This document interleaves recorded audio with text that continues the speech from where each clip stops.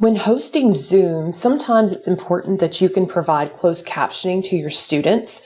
Unfortunately, Zoom will not automatically do that for you. But what you can do is put two presentations together with Google Slides or anything else that you're working with and have your captions auto-generated through Google Slides. In this presentation, I'm going to show you how that works. You will see on this screen that I have just the Google slide that maybe I was going to present to my students and go through. It doesn't necessarily have to be a presentation. It could be a website you're going through. It could be anything that you need it to be, but you just need to make sure you have it, on your screen. In a new tab, I'm going to create a new slides presentation. You can get to Google Slides by going through your waffle right here, or you can just type slides.new in that URL bar. When you do that, what will new blank presentation will pull up for you. Close out themes because you do not need that, and you can actually delete out anything that's on the screen. Now, I like to make the background black when I'm doing them so that they pop off with white text, and you can do that by just clicking on the background and changing your color right there. What you need to do is you need to make sure that this and this presentation are not in the same window. So what I'm going to do is I'm going to actually just kind of click on this and I'm going to pull down to pull it out so that I'm working in two different browser windows. So you will notice I have one window here and one window here. I'm going to put this into present mode. And you can do so by just clicking present right here, or if you want, you can actually come and edit out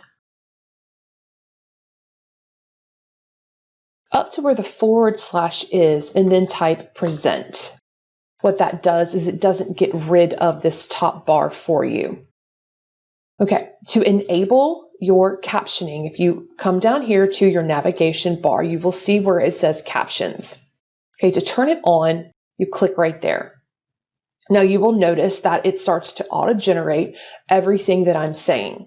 You have to make sure that you speak, clearly and somewhat slowly. I mean, not super slow, but enough so that it will be accurate for you. You can change where you want your captions to be and the size that you want them to be by clicking on the little arrow right here. When you do that, you will notice your text position. You can put it at the top or the bottom. For this, I like to put it at the top. And then for your text size, again, I like to choose extra large because I want the students to be able to easily read this. So once you have your captioning presentation set up, you're going to go back to this original one right here. Click on this minimize or restore down. What we want to do is we just want to make it a little bit smaller. Then what I can do is I can resize it the way that I want it to be. And I'm going to pull down a little bit on that.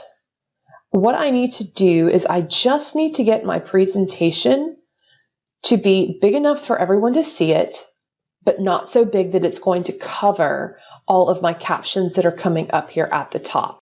So again, you just resize this window. I'll make it big again. All right, so it's big, but I want it to be something different. So what I'm going to do is I'm going to click on not this full minimize, but the resize down or restore down one.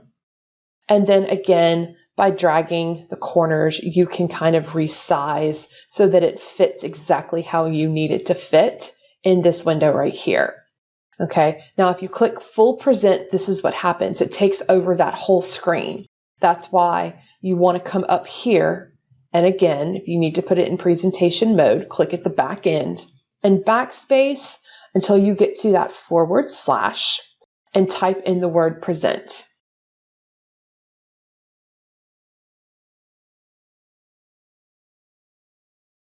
When you do that, it doesn't take up your entire screen. It allows you to still put your stuff into present mode, but then be able to resize it so that you can see that text above your presentation.